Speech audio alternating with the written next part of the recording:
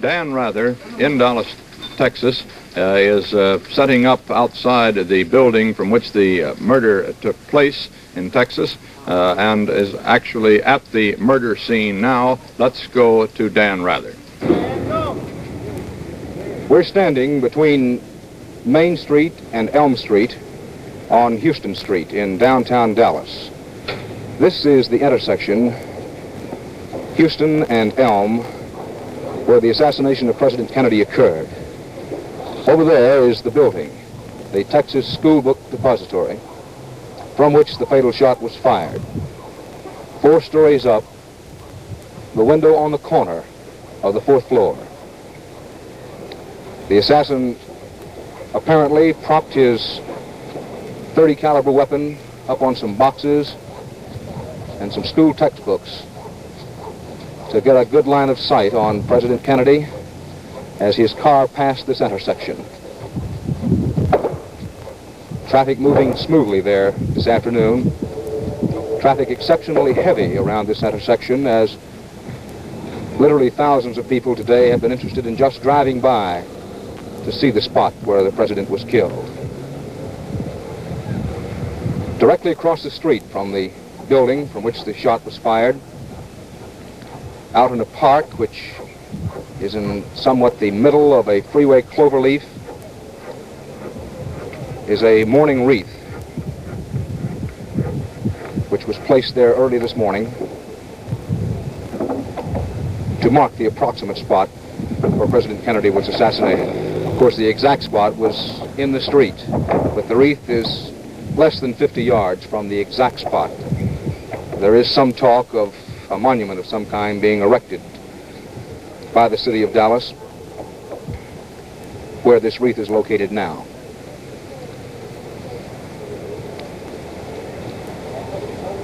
A whole block of people, perhaps we should say a line of people, a block in width, stretching between Main and Elm Streets along Houston, stand around, talk to each other, talk about what happened here yesterday. Directly across the street from the wreath, and also catty-cornered across the street from where the shooting occurred, is the location of the county jail. This is the jail to which Lee Oswald, the 24-year-old man who is charged with assassinating the president, is expected to be brought at any time. Oswald has been, since his arrest, at the city police headquarters, located about 1.5 miles from here, but we have indications that Oswald will be brought to this jail, the county jail, at any time. Police indicate that they may finish questioning Oswald, at least their initial interrogations, sometime late this afternoon or early this evening. This is Dan Rather at the now infamous corner of Houston and Elm in downtown Dallas. Back now to our special coverage in New York.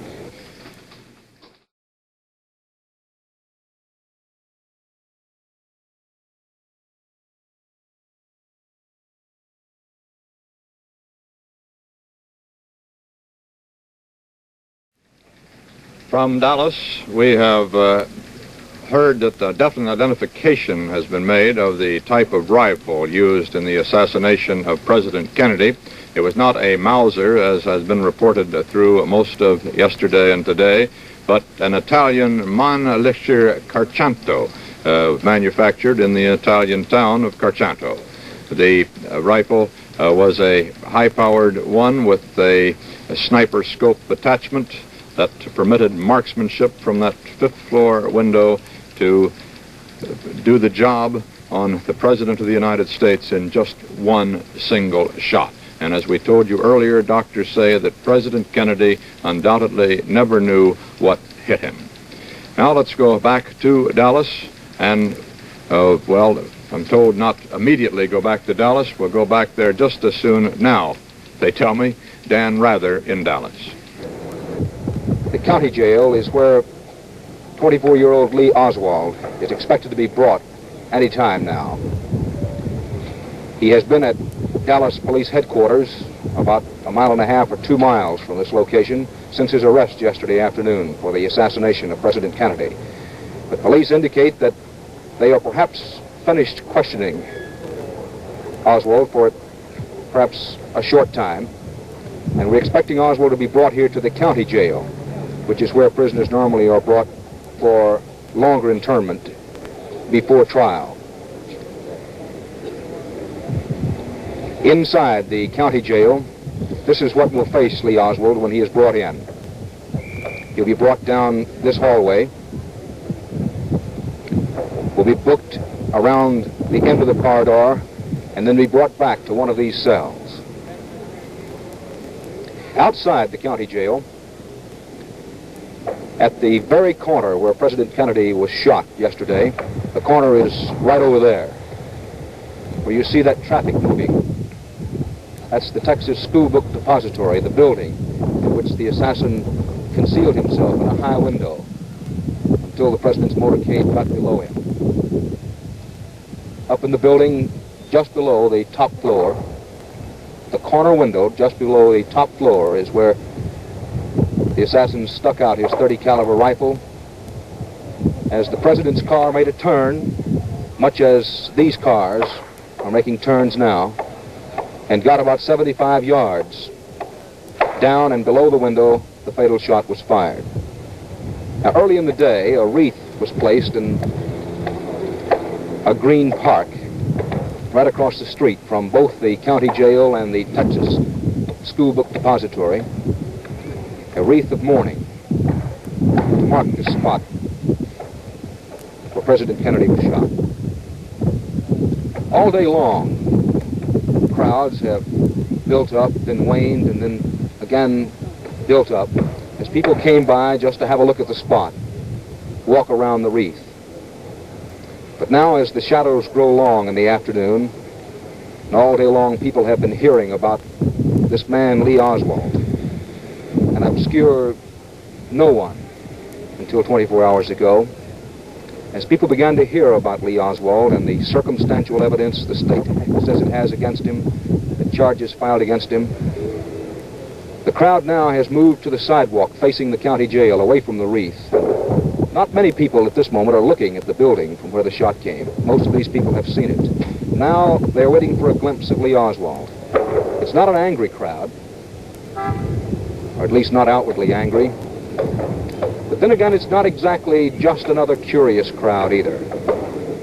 It's difficult to describe how these people strike you when you see them in the flesh. They're average Dallasites, the butcher, the baker, the housewife, the candlestick maker. They're all over there. They want to look at Oswald and they want to see just who it is the state thinks did this terrible thing. We've seen crowds like this before, crowds of the curious. One recent one comes to mind in Jackson, Mississippi, when Medgar Evers, the National Association for the Advancement of Colored People leader, was shot down at night with a rifle not unlike the one used to gun down President Kennedy. A crowd gathered around Medgar Evers' home there in Jackson, too.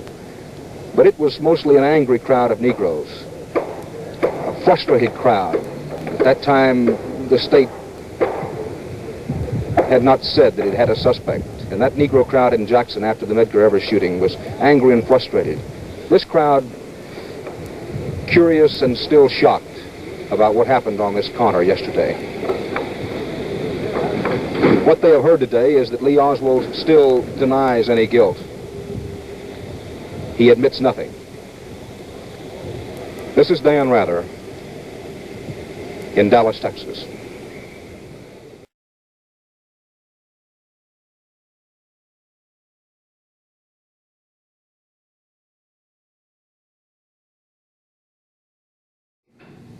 Oswald has been at the city jail since his arrest yesterday in connection with the shooting death of President Kennedy. Once police are finished questioning him, at least finished with their initial interrogation, Oswald will be transferred from the city jail to here. Outside in front of the county jail, crowds have gathered all day long. The crowds have been here to see the wreath. It was placed in the small park just a few yards from where President Kennedy was shot. They came to see the exact spot in the street where the fatal bullet hit President Kennedy, and to look at the building, the Texas School Book Depository, from which the assassin's bullet came.